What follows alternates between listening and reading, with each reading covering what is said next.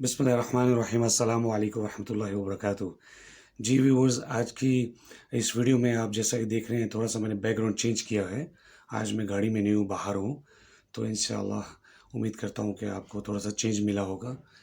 जी viewers, आज की इस वीडियो में मैं आपके सामने एलोवेरा जो है, जिसको उर्दू में कवार गंदल कहते हैं, उसके बारे में थोड़ा सा डिस्कस करूँगा। बड़े कहते हैं कि अगर किसी को ये पता चल जाए कि इसकी ख़ासियत कितनी है, इसके फ़ायदे कितने हैं, तो ये मार्केट में इतनी महंगी मिले जिसका कोई हिसाब नहीं। लेकिन हमें इसके फ़ायदे के बारे में कुछ मालूम नहीं है, इसलिए हम लोग इसे ना इस्तेमाल करते हैं। बहुत ही आसान इसका तरीका है इस्तेमाल करने का। आपने देखा होगा कि हमारी जो ख़वातीन हैं, लेडीज़ जो हैं, वो बाज़ार से इतनी महंगी फेशियल क्रीम्स लेकर आती हैं, उनका साइड इफ़ेक्ट भी होते हैं। तो अल्लाह ताला ने नेचुरल चीज़ हमारे लिए रखी हुई है और हम कोशिश करें कि इस नेचुरल चीज़ को हम यूज़ करें ताकि इसके साइड इफ़ेक्ट्स भी ना हो और डायरेक्ट इसके जो कुदरती इफ़ेक्ट्स हैं हमारी बॉडी के लिए, जो इसके फ़ायदे हैं, वो उसको पहुँचें। आप ये जो एलोवेरा है, इसको इस्तेमाल करने का बहुत आसान तरीका है। आप क्या करें, इसको जो कॉलगंधे की स्टिक होती है, उसको छोटा सा पीस काट लें और उसके ऊपर से उसकी एक तरफ से लेयर उसकी काट के स्किन जो है, और आप उसको अपने बालों में डायरेक्ट लगा सकते हैं, अपने चेहरे पे लगा सकते हैं, अपना फेशियल कर सकते हैं। तो बहुत सिंपल है। थोड़ा सा आपको मैनुअली सारा काम करना है। आप क्रीम भी तो लगाते हैं अपने चेहरों पर, तो इसी तरह आपने एलोवेरा का जो एक छोटा सा टुकड़ा लेकर पीस, तो उसको ऊपर से काट के आप अपने चेहरों पे, बालों पे, अपने हाथों पर, अपने नेल्स पे आप लोग लगाएं, तो इंशाल्लाह इंशाल्लाह आप इसका असर देखेंगे। आपकी स्किन ग्लो करेगी, आपकी स्किन की जो एलर्जी है, जो प्रॉब्लम्स है, वो भी इससे दूर होंगी। अगर आप चेहरे पे लगाते हैं तो आपके जो हल्के हैं, ये भी इंशाल्लाह इससे ख़त्म होंगे। तो इसके अलावा ये एक जो शुगर के पेशेंट हैं, वो भी इसे इस्तेमाल करें तो इंशाल्लाह उनकी शुगर के कंट्रोल करने में भी इसका बहुत असर है। मैं इंशाल्लाह वीडियो के आखिर में आपको इसके कैसे इस्तेमाल करें उसका तरीका बताऊंगा।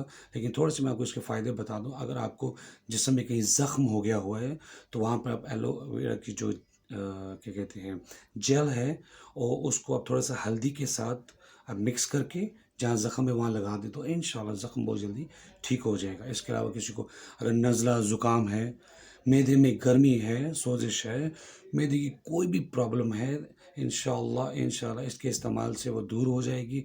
इसके अलावा अगर लिवर में आपकी गर्मी है, जॉन्डिस है आपको, तो आप इसका इस्तेमाल करें, अफाका होगा इंशाल्लाह। आपके जोड़ों में दर्द है, इसके अलावा इसके बेशुमार फ़ायदे हैं। ये ऐसी एक अल्लाह की नेमत है कि इसको जितना भी इसके बारे में मैं बताता जाऊंगा, तो ये वीडियो इंशाल्लाह बहुत लंबी हो जाएगी। तो जो मेन मेन इसके फ़ायदे थे वो मैंने आपको बताए हैं। तो आपने इसको इस्तेमाल कैसे करना है, इसकी जो अगर घर में आपके हैं या बाज़ार से लें, बहुत सस्ता जो मिल जाता है। एक उसका पौधा ले आएँ एलोवेरा का, और उसकी जो स्टिक होती है, जो मैक्सिमम बड़ी हो जाती है, उसको आप काट के एक तरफ से आप उसकी स्किन उतार के उसके अंदर से जेल स्पून के साथ निकालें या नाइफ़ के साथ निकालें आप।